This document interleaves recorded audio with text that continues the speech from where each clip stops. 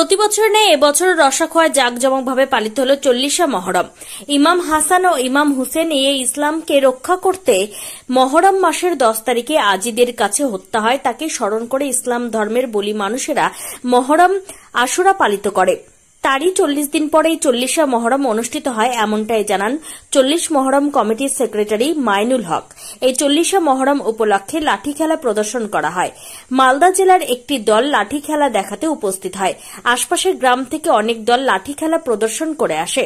উপস্থিত ছিলেন করণদিঘি ব্লকের বিশিষ্ট শিল্পপতি ও সমাজসেবী হাজী শাহাবুদ্দিন, প্রাক্তন শিক্ষাকর্মী ও সমাজসেবী মোহনলাল সিংহ, বিশিষ্ট সমাজসেবী আব্দুল ওয়াহাব আলী, পঞ্চায়েত সদস্য মোহাম্মদ আজাদ হোসেন, সমাজসেবী আসির উদ্দিন, কালিয়াগঞ্জ হিন্দি হাই স্কুলের প্রাক্তন শিক্ষক সুখদেব কামতি, মালিপাড়া প্রাথমিক বিদ্যালয়ের প্রধান শিক্ষক বরজাহান আলম, প্রাক্তন শিক্ষক ও বিশিষ্ট সমাজসেবী সানন্দ দাস, সমাজসেবী দীনেশ সিংহ সহ বিশিষ্ট বর্গরা উপস্থিত ছিলেন। এই 40শা মহরম উৎসব সুস্থভাবে পরিচালনা করার জন্য রসাখোয়া ফাঁড়ির বিশাল পুলিশ বাহিনী মোতায়েন করা হয়েছিল।